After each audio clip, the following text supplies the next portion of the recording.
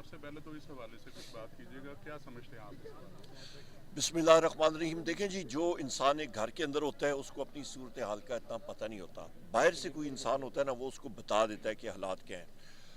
ہمارے ملک کا فارم 47 کا وزیر اعظم بڑی شان و شوکت اور انٹراج سے ادھر گیا جی چین، اس نے لینڈ کیا. انہوں نے آئینہ دکھا دیا اور انہوں نے کہا اوقات تمہاری یہ ہے. ڈیپٹی میئر ایک شہر کا، اس نے جا کے اس کا استقبال کیا.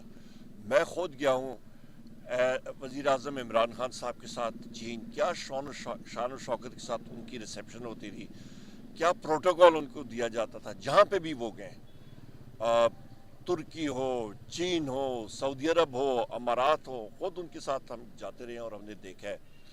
یہاں پہ تو انہوں نے کہا ہے کہ جی وہ کسی کھاتے میں نہیں مانتے. نمبر ایک، ملک کے حالات یہ ہیں کہ کل چمن کے بارڈر کے ساتھ، ہمارا جو افغانستان اور پاکستان کا بارڈر ہے، وہاں پہ محمود خان اچکزئی صاحب، ہمارے صاحبزادہ حامد رضا صاحب، ہمارے MWM کے سارے ساتھی، ہم سب ادھر گئے تھے. ہم نے وہاں پہ جلسہ بھی کیا اور پشین میں بھی کیا، اور وہاں پہ وہ لوگ اپنے حقوق کے لیے بیٹھے ہوئے تھے. ان پہ فائرنگ ہوئی ہے، ان کے لوگ شہید ہوئے تھے پچھلے دنوں، کل بھی ان کے بہت زیادہ زخمی ہیں. ہم لوگ کس قسم کا میسج دے رہے ہیں بلوچستان کی عوام کو؟ گوادر چلے جائیں، وہاں پہ حالات خراب. آپ کا بارڈر ایریا انسیکیور ہوا ہے افغانستان کے ساتھ.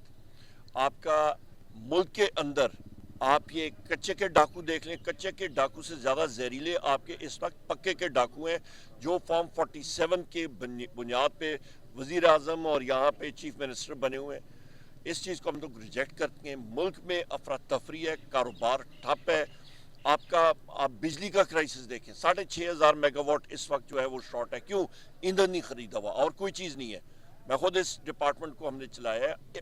اپنے ٹائم پہ پاکستان تحریک انصاف کی حکومت آئی، 3 مہینوں کے اندر ہم نے پاکستان کے 80% ایریا میں لوڈ شیڈنگ ختم کر دی تھی. صرف 5 لاس فیڈرز رہ گئے تھے.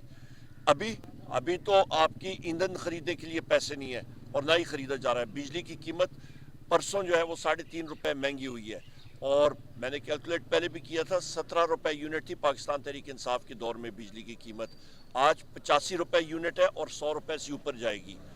اس کے اوپر آپ یہ اندازہ لگا لیں کہ گیس کی قیمتیں 4 گنا 400% بڑھا دی گئی ہیں، مزید بڑھیں گی. اس کے ساتھ آپ یہ دیکھ لیں کہ 450 ارب روپے کا گندم کا سکینڈل.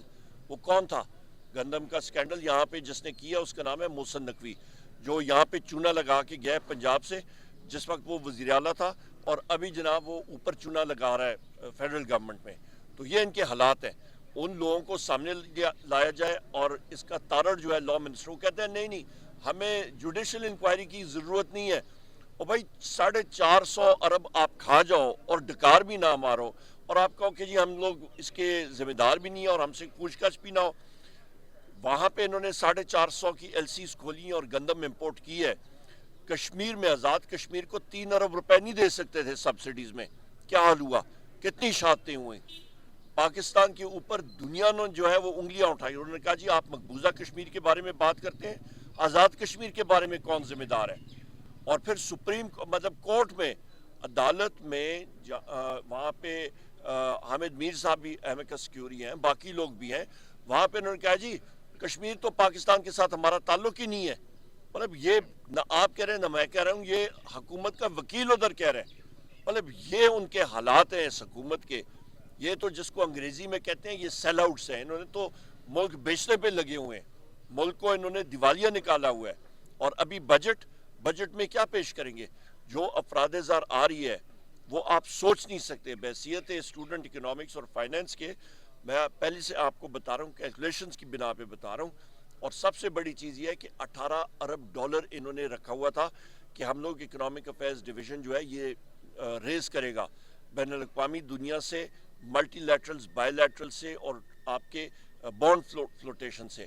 اس کا 40% بھی اس سال یہ انہوں نے پورا نہیں کیا.